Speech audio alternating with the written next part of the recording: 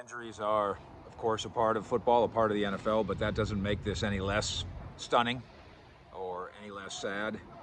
Monday here at the Star in Frisco, we're inside the Ford Center, and Gerald McCoy, who's off to an outstanding start here, the 32-year-old six-time Pro Bowler who came over to Dallas in free agency, part of a migration of accredited defensive players who have joined the Cowboys this offseason.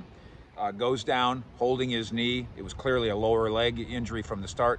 It turns out is a tear, a rupture, same thing, of the tendon that attaches to your kneecap. So it is technically a knee injury, and it is technically a tear, and it is officially awful. Do the Cowboys have defensive line depth? They do. Tyrone Crawford, for one, can slide right into the 3 technique slot and hold that down. Do they have talented depth behind him? That's a bit of a stretch.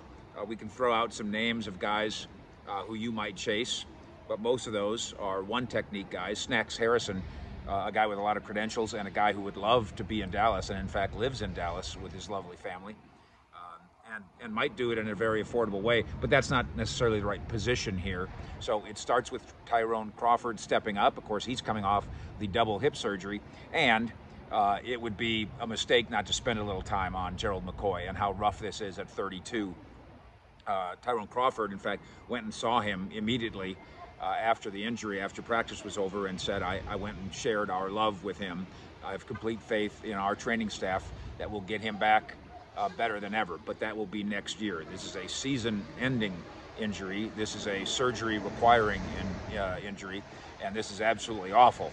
As it relates to the Cowboys' chances of success, and as it relates to Gerald McCoy, who grew up a Cowboy fan, of course, wanting to show his stuff in his first year. Instead, he'll hopefully get a chance to do that not until 2021. Fish at the Star in Frisco. Out.